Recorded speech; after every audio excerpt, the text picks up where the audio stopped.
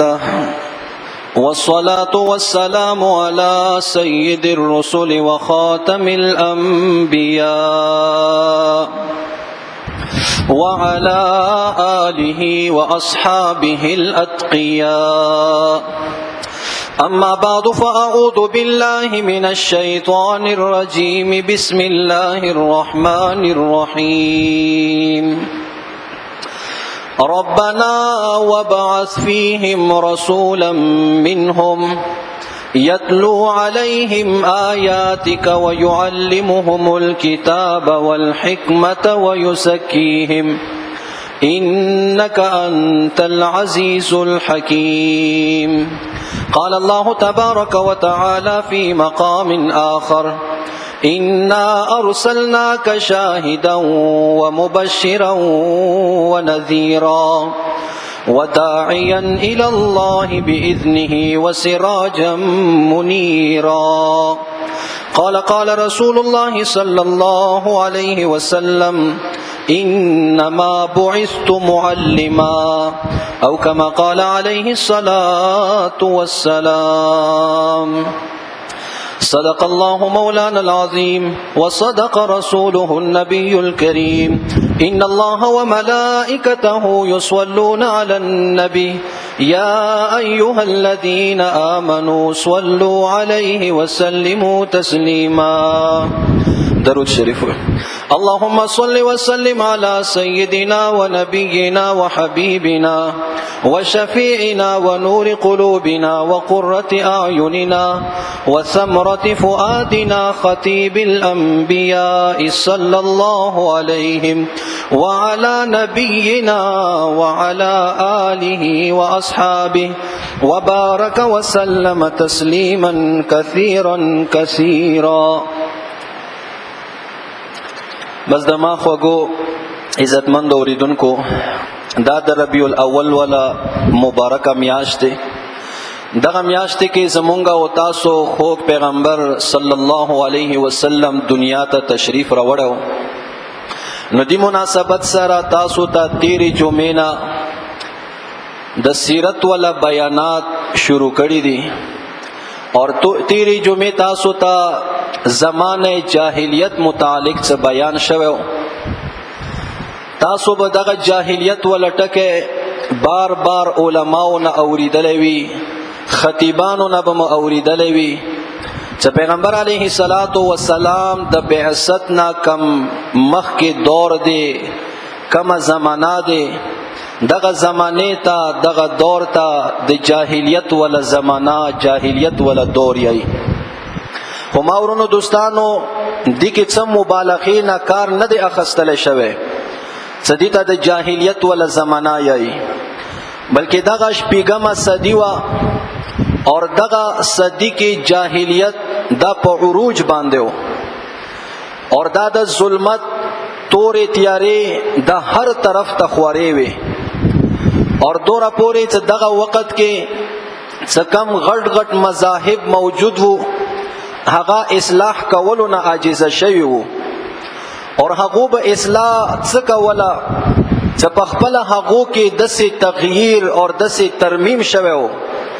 کچرته د هغه مذاهب ول خپل پیغمبران دنیا ته دوباره راغلی وي او دغه مذهبونه لیدلی وي، نو هغه به کله هم دې منلو ته تیار نه وو چې دا هغه مذهبونه دي چې کم مونږ دوی ته ورکړیو.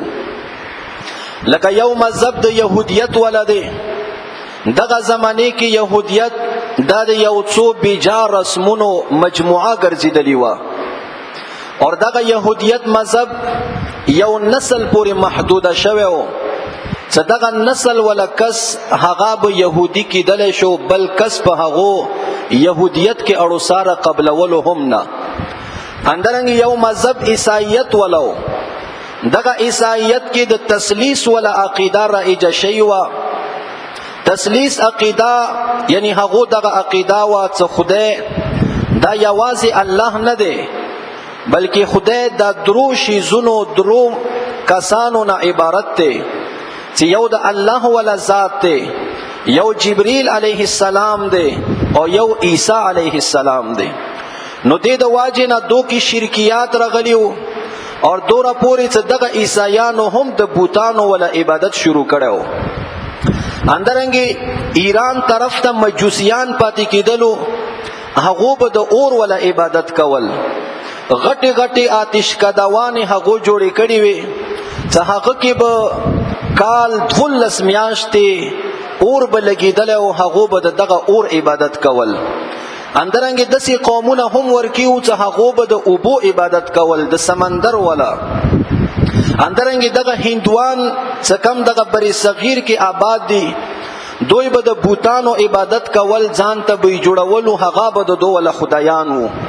تاریخ کتابونه لیکي چې دغه شپږمې صدۍ کې د دوی د بوتانو ولا تعداد 33 کروڑ ته رسیدلی و. 33 کروڑه بوتان دغه وخت کې په ځمکې مخ باندې د دوی ولا موجود وو.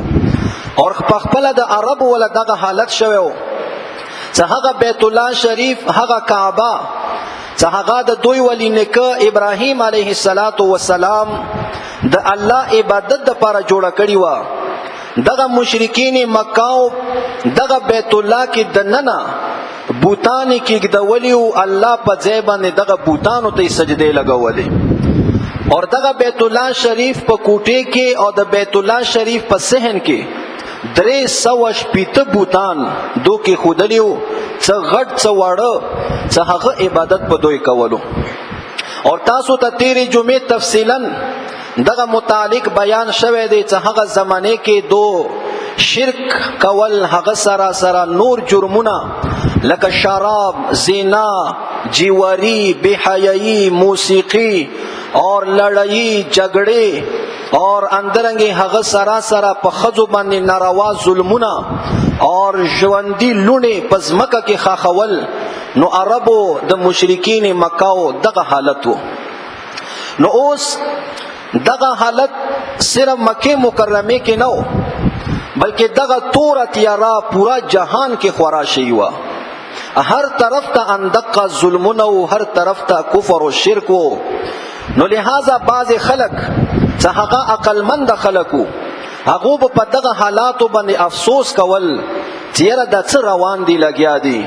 خدا دې چې هغه بالکل مایوس شوی و چې داسې څرنګه کېدلی شي چې یو سړی راپاڅي او هغه ځمکې په مخ باندې یو انقلاب راولي. هغه دغه د جاهلیت ولا تورې تیارې په رڼا باندې بدلی کی، او دغه عالمگیر تورو تیارو کې یو عالمگیر چراغ روخانه کی چې هغه سره پورا عالم دا روخانه شي او دا رڼا شي. خدا دې صدا صرف د هغه یو تصور وو، نور هغه دینه بالکل نه امید شي وو. بیا دغه زمانه کې یو واقعا وشوله چې هغه واقعا د فیل ولده، چې دغه واقعي سره خلکو کې لغونه امید را پیدا وشو. اور خلکو نظرونه هغه قریشو طرف ته شو چې یاره قریشو نه د دې خبرې امکان شته چې کېدای شي دغه کې یو سړی راپاڅي، هغه دغه بیت الله شریف هم بوتانو نه پاک کی، اور پورا دغه عالم کې دغه تورې تیارې د هدایت پرانګانو باندې بدلی کی. واقعا د فیل دسې وشوه چې یمن علاقې کې صنعا دا یو صوبه وه، د دې ولا گورنر ابرها چې هغه د نجاشي بادشاه ولا گورنر وو. دی یو ګرجا جوړه کا القلیس په نامه باندې، او ډیره خرچای ور باندې وکا، ډیر اعلی تعمیر وکړلو او ډیر حسن اور جمال وته ورکړلو. هر خپل وس مطابق هر یو سیز ورکه اعلی او لګول. اور هغه مقصد داو څنګه عربو په زړونو کې د بیت الله شریف ولا کم محبت پروت دی، کما مینا پراتا دی چې هغه لری لری نه دغه سفرونه کوي او د بیت الله شریف زیارت د پاره رسی، د بیت الله شریف طوافونو د پاره رسی، چې زه دوی ولا زړونو نه دغه محبت او بسم او دغه قلیس ګرجې طرف ته دوی را روان شي. خدا دې چې عرب اگر کا کافران شوی وو، اگر کا دا مشرکانو، اگر که دوی کې دغه ناروا جرمونه موجود وو، شرابونه، زیناوانې، جیواریانې، خدا دې چې د کعبه محبت دا د دوی زړه بیخونو ته نوتلی و. دغه محبت دوی نه چا نشو وبستلی. دوی د بیت الله شریف په بدل کې دنیا غټ نه غټ دولت اخستو دپاره هم دوی تیار نه وو. چې کله ابرها ولا دغه تدبیر دنیا کې چرچا وشوله چې ابرهه داسې یوه ناکاره اراده کړې دی. نو کینانی په نامې باندې یو عرب هغه لاړلو او دغه قلیس په نامې ګرجې کې خټ او دسمات یې وکړلو او ټولو خلکو په مخ کې وکړلو او بیا څه طریقې سره دغه ځای نه وتښتېدل. چې کله ابرهه ته پته ولګېدله نو هغه قسم وخوړل چې زه به اوره پورې په آرام نه کینم چې څوره پورې ما دغه بیت الله شریف دا وران کړی نه وي. نو لہذا یو غټ لښکرې تیار کو د هاتیانو ولا اور بیت الله شریف مکی مکرمه طرف ته روان شو. چې دغه مینا علاقې ته مزدلفه علاقې ته ورسېدل نو مشرکین مکه ته پته ولګېدله چې هغوی دغه لښکر ولیدل نو هغوی ویریدلو چې یاره د دې مقابله خو زمونږ د وس کار نه دی. نو هغو کې بعضې خلک خو پټ شولو غرونو طرف ته لاړلو. خدا دې چې هغو تماشا کوله او دای هم یقین وو چې دغه بیت الله دغه کعبه ولا کم رب دی هغه به د کعبې حفاظت کوي. نو دغه لښکر ډیر په روب او ډیر په دبدبې کې و خو الله تعالی د طرف نه د وړو مرغانو چرچنو برابر مرغیانو ولا یو لښکر راغلو چې هغو سره هرې مرغي سره به درې درې کاڼي وو. یو کاڼی او هغه کاڼي هم د چاڼې برابر، یو کاڼی خولې کې، یو کاڼی یوې پنجې کې، بل کاڼی بلې پنجې کې.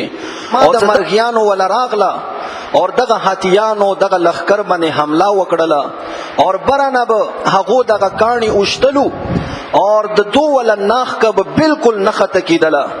او دغه کاڼي کې داسې کمال و چې کم یو کافر دغه ولګېدلی په سر باندې نو دغه کاڼی به هغه کې نه نناوتلو، په هاتي کې به ووتل، کوزه به پرېوته، هغه سره دغه کس به هم را پرېوتو، دغه هاتي به هم، او دا به بالکل داسې شو لکه بوس کسې. او دی ولا مثال داسې دی لکه ګرمه وسپنه چې هغه بالکل سراوي او یو پلاستیک ولا شیز باندې چې کله را پرې باسي نو هغه به بالکل یو سروې کوي او لاندې ځمکې طرف ته به ځان رسوي. نو دوی باندې دغه عذاب راغلو چې دغه ټول لښکر الله تعالی تباه کو. او د دې ولا ذکر الله تعالی قرآن مجید اخیری لسو سورتونو کې کم لومبنی سورت دی هغه سورت مبارکه کې کړی دی. الله فرمایي بسم الله الرحمن الرحیم الم تر کیف فعل ربک باصحاب الفیل. آیت نګوري اے مخاطبه صدتا ول رب هاتی ولا سره څه وکړلو. الم یجعل کیدهم فی تضلیل. آیت دوی ول دغه تدبیر دای ناکاره نکړلو. ترمیهم بحجارة من سجیل اور هغه به دغه پکانو باندې اوشتلو. سجیل هغه کانی ته یی چې هغه خټونه جوړوي اور په اور باندې پوښ شوی وي لکه څرنګه دغه ایټه. فجعلهم كعصف ماکول. پس هغه به دسي وګرځیدل كعصف ماکول دا هغه بوسو ته یی هغه وانډې ته یی سکلې مال اوخري اور هغه مال نزیتی کم شیز پاتې شي. نو دغه شانتي د ټول لخر شو. سکله دغه واقعا وشوله نو خلقو زړونو کې یو امید را پیدا وشو اور بیا د خلقو ولسترګي دغه قریشو طرف ته شوي چې امید دې دسې یو سړی دغه قریشو کې را پاتې چې هغه دغه ټول جهان ولا نقشه بالکل بدله کی. نو یقینا اندسې وشوله دا به داسې مونږ ویو لکه څرنګه خزان موسم وي او چې کله د خزان موسم ختم کیږي بهار را روان وي نو تاسو دغه ونو ته وګورو دغه ونو کې هغه شنه شینواله را څرګان شي. د دې خبرې علامت وي چې بس خزان په ختمېدو باندې دی، موسم بهار را روان دی.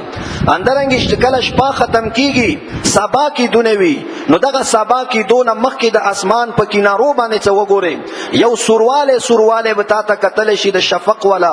دا د دې خبرې علامت دی سبا د شپې دغه تورې تیارې نورې ختم کیږي سبا کې دونه دی. اندرنګ چې کله باران کې دونه وي نو دغه باران نه مخکې یخي هواګانې چلیږي. د دې خبرې نشاندهي کوي اور خلکو ته دغه تمه اور امید ورکوي چې باز د رحمت باران روان دی اوس به باران وشي. نو اندرنګ پیغمبر علیه الصلاۃ والسلام هم څکله دنیا ته راتلو او راتلنو زمانای څکله نګدوش ولا نو دسي علامه به خلکو لیدلې چې خلکو به دغه ورنه فهم کوله چې دا د ظلم ولا کم خزان دی بس دا ختمیدون کې دی عدل اور انصاف ولا وخت را روان دی اندرنګ دا د جهل ولا تور تیارې دغه تور شپه بس ختمیدون کې دی اور د هدایت ولا رڼاګانې هغه را روان دي اندرنګ دغه ظلم او ستم دا بس نور ختمیدون کې دی د رحمت ولا باران کی دن کې دی اور پیغمبر علیه الصلاۃ والسلام څکله دنیا ته راتله او دغه شیزونه څه کیدلو یقینا دا به کیدلو دغه علامه به خامخ سره ګندیدلې ځکه پیغمبر علیه الصلاۃ والسلام د سی وړو کې شخصیت خو نو پیغمبر علیه الصلاۃ والسلام هغه انسان دی چې څو زره کاله مخکې الله تعالی نه ابراهیم علیه الصلاۃ والسلام دغه دعا کړي او سوال کړو اور اسماعیل علیه السلام پیغمبر دی د ابراهیم علیه السلام بچی دی هغه ور باندې امین یریو ربنا وبعث فيهم رسولا منهم چې زمونږ ربا دغه د بیت الله ول تعمیر مونږه وکړلو اوس دغه انعام کې مونږ تانه یو داسې سیز غواړو چې هغه تا په خزانو کې یو دی هغه څه شی دی هغه نبی آخر الزمان دی صلی الله علیه وسلم چې دغه نبی آخر الزمان زما په اولاد کې راولېګا اور یقینا اندسي وشولا ابراهیم علیه السلام دوا بچو اسحاق علیه السلام اور اسماعیل علیه السلام اسحاق علیه السلام په سلسله کې ډېر پیغمبرانو اور اسماعیل علیه السلام چې د ابراهیم علیه السلام بچو دا پیغمبر وو دغه څو زره کاله پورې دغه اولاد کې بل پیغمبر نه دی راغلی بیا زمونږ خو پیغمبر صلی الله علیه وسلم د اولاد کې تشریف راوړلو اندرنګ پیغمبر علیه الصلاۃ والسلام هغه انسان دی چې د دې ولا خوشخبری هر پیغمبر بخپل امت ته ورکولا چې د یو نبی آخر الزمان را روان دی اندرنګ نبی علیه الصلاۃ والسلام هغه شخصیت دی چې موسی علیه الصلاۃ والسلام خپل قوم ته د دې ولا زیره ورکړی دی اندرنګ عیسی علیه الصلاۃ والسلام په دی ول زیره ورکول د عیسی علیه السلام دغه قول قران مجید کې هم الله تعالی نقل کړی دی مبشرا من بعد اسمه احمد څنګه عیسی علیه الصلاۃ والسلام په زیره ورکول چې ما د بعد یو پیغمبر روان دی چې هغه نوم هغه به احمد وي نو پیغمبر علیه الصلاۃ والسلام دنیا ته دغه تشریف راوړل اور پیغمبر علیه الصلاۃ والسلام په انتظار کې دغه ټول جهانو يهوديانو نصاراو ته هم انتظار وو چې هغه پیشنګویانې پړاو کړی وي هغه به عربو ته دا خبره کوله چې زمونږ پیغمبر روان دی هغه په ملګرتیا کې به مونږ تاسو سره جهادونه کوو او د پیغمبر علیه الصلاۃ والسلام انتظار هر چاته یتیمانو بچیو ته انتظار او چې هغه په سرونو باندې د شفقت ول لاس کې دون کې څوک نو اندرنګ کندو خزو ته انتظار وو چې د هغه په لمنه باندې سیوا دغه داغو څخه خوندې وفات شوه دی هغه د واجنه هغه د انساني تمام همدردیانو نه هغه محروم وي اندرنګ د پیغمبر علیه الصلاۃ والسلام انتظار هغه مظلومانو ته و چې د هغه مرستي ولا به هیڅ څوک نو اندرنګ پیغمبر علیه الصلاۃ والسلام انتظار هغه وړو مشومو جنکو ته وو چې هغه به ژوندۍ خول شي اندرنګ پیغمبر علیه الصلاۃ والسلام انتظار دغه وچی اور لاندې ځنګلات او سمندرونو ته و چې دغه ټول فساد نه ډک شوی قران مجید بیان دی ظهر الفساد فی البر والبحر اندرنګ پیغمبر علیه الصلاۃ والسلام انتظار اسمان ته چې دغه اسمان سترګې ستومانی شي وي خو یو سړی مسلمان د سي نو لیدلې چې هغه الله ته سجدا لګولې بت یې نه لګولې اندرنګ دغه ځمکه هم انتظار وو چې د ځمکه په مخ باندې یو هم د الله عبادت کوونکی نو اندرنګ دغه انتظار دغه نور او سپوږمۍ ته وو چې هغه دغه رانا نه फायदा اخستونکې یو کس هم مسلمان نو هر طرف ته انتظار هر طرف ته انتظار اخر دغه انتظار ولا ساعتونه ختم شو چې 1500 او یم کال عیسوی 23 اپریل په مطابق 12 ربیع الاول پیر ورځ د پرشمی په وخت کې پیغمبر علیه الصلاۃ والسلام دغه دنیا ته تشریف راوړو پیغمبر علیه الصلاۃ والسلام د پلار نوم عبد الله او نیکه نامه عبد المطلب وا او د عبد المطلب خپل نامه شیبه وا او پیغمبر علیه الصلاۃ والسلام د غور نیکه نامه هاشم وا او پیغمبر علیه الصلاۃ والسلام د مور بیبي نامه بیبي آمینه وا رضی الله عنها پیغمبر علیه الصلاۃ والسلام څکلا دغه عبد الله و د بیبي آمینه سره وشولو اور بیبي آمینه څکلا امید پیدا وشو نو خپل نیکه عبد المطلب دغه د نبی علیه الصلاۃ والسلام پلار تجارتی سفر کې او یا مدینه منورې ته په سفر کې څه کسانو سره واستول چې ته مدینه منورې نه کجوري راوړه. دغه وخت کې پیغمبر علیه الصلاۃ والسلام د مور خېټه کې تقریبا 2.5 میاشتې عمر بشوي وي. چې کله دا مدینه منورې ته راغلو نو دلته کې بیمار شو. د نور قافله خو ورنه واپس مکه مکرمه ته راغله، خو الته کې خلکو دغه عبد الله صاحب وصار کړلو چې کله ته جوړ شي اوس د سفر قابل نه بیا به تلار شي. خو دغه بیماری زیاته شو چې دغه بیماری کې هغه دنیا نه لاړلو وفات شو. چې کله کور ته پته ولګیدله بیبي ته، نو تاسو سوچ وکړو دغه وخت کې د بیبي آمینه ولا عمر صرف 14 کاله دی او د جناب عبد الله صاحب ولا عمر هغه 13 کاله دی. او چې کله بیا بیبي په امید باندې هم وي نو دغه وخت کې بیبي ته به څومره تکلیف وي، خو هغه د صبر ولا لمنه پرې نه خودله. پیغمبر علیه الصلاۃ والسلام په خېټه کې دی او دغه وخت کې د بیبي آمینه ولا بیان دی چې داسې یو عجیبه کیفیت په مالیدلو چې زه کله په تللې په لارې کې مسافر کوله مکه مکرمه زمکه به تاسو کتلې وي، هغه ټول غرونه دي کاڼي دي، خو چې ما څه کم کاڼي باندې خبره تللې هغه به مالوچو غونې ماته نرمیدلو. اندرنګ زه روانه وې چې چرته ما دغه ونې وکتلې نو ونې به ما کتلې، زه به حیران شوم او به یریدلم چې دغه ونې ماته سلام کوي، ماته رټیټیږي. اندرنګ بیبي آمینه فرمایي چې دغه حمل د واجنه خزو ته کم تکلیفونه وی، کله سار کې درد وی، کله الټی رچی، کله تبر رچی، بیماریان رچی، چې ما دوی یو بیماری هم نه محسوسه کړي. اندرنګ لکه بیبي آمینه فرمایي چې ما به محسوسه ولا چې ما بدن نه ډیره خسته خوشبوئی چی، چې یو ځل عبدالمطلب هغه دغه جرأت وکړلو چې څو روزونه یې تذکرم دغه کور کې خوشبویان دي او د ما ول دغه اندرور دغه کونډه دی خوندې وفات شوه دی، نو د څنګه دغه خوشبویان لګي. اخر هغه جرأت وکړو دغه پښتنه وکړه خپل لور نه خپل اندرور نه ورته یې سره دغه خوشبویان ته څنګه لګي تا خوند وفات شوه دی. نو ته بیبي آمینه فرمایي چې زه ورته پجړا شوم چې ما کله خوشبوئی نه دی لګولې، خو بابا زما دغه خېټه کې څه کم معشوم دی دا ټول د دی ول برکات او نور واقعات هم ورته بیان کو. اندرنګ بیبي آمینه فرمایي چې کوم شپې پیغمبر علیه الصلاۃ والسلام پیدا کیدلو نو زمونږه غربت زمانہ و، نو زمونږه کور کې چیراغ دیوانه و چې هغه مونږه بل کړی و. پیغمبر علیه الصلاۃ والسلام د پرشمی په وخت کې پیدا شوی، تهجد په وخت کې، چې دغه وخت کې سما اولیدل چې دغه سپوږمۍ زمونږه کور ته دومره رټیټ شوی و لکه دغه سپوږمۍ زمونږه کور کې موجوده وي او دغه رڼا سره زمونږه کور هر یو سیز هغه لیدل شو. پیغمبر علیه الصلاۃ والسلام د مور په خېټه کې د بیبي آمینه فرمایي چې ما یو ځل خوب ولیدل چې زما بدن نه یو رڼا پاتې او دغه رڼا چې اوسې دغه بر اسمانونو ته وخیږي او دغه ټول جهان رڼا کې دوره پورې چې ماته د شام ول هغه محلات پسترګو باندې راشي.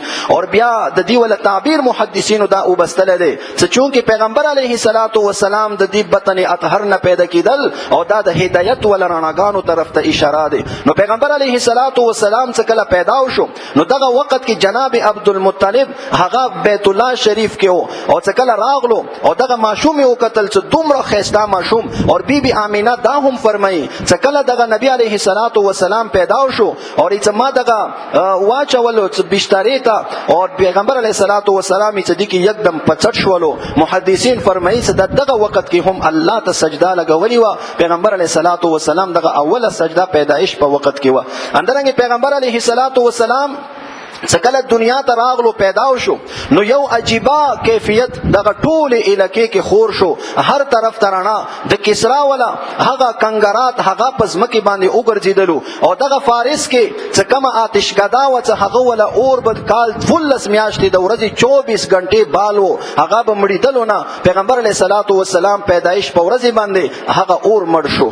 اندرنګ دغه مشرکین عربو دغه حالت وو چې چا جینې پیدا شو هغه به خخوله، خو څه کم ورځې کم کال پیغمبر علیه الصلاۃ والسلام پیدا شو دغه ورځو کې هیڅ هم لور نه و پیدا شوی ته هغه ژوندۍ خخه کړی وي. دا د پیغمبر علیه الصلاۃ والسلام برکاتو. جناب عبدالمطلب څخه راغلو پیغمبر علیه الصلاۃ والسلام اولیدل انتهایی خسته او چې کله خځې راغلی چې پیغمبر علیه الصلاۃ والسلام اولمبو چې پیغمبر علیه الصلاۃ والسلام ګوري چې هغه خو تیار لمبیدل دي، چې کله سنتي ورته کوله ختنه ورته یي چې کله دای کوله پیغمبر پیغمبر علیه الصلاۃ والسلام پیدایشي هغه سنت و مختون پیدا شوی و. اندرنګ جناب عبدالمطلب یې زما نبی علیه الصلاۃ والسلام راواخستو څه بویزم د الله تعالی کور ته او دعاګانې ورته پر الله نه وغړم. نو یې لارې کې روان یم ما سره خلک ملويږي څوک ته نو یې ما ورته ویل چې دا زما عبد الله بچی ولا زوی پیدا شو. نو یې چوکې هم ګوري حیران شي چې داسې ماشوم خو مونږ چرته نه دی لیدلی.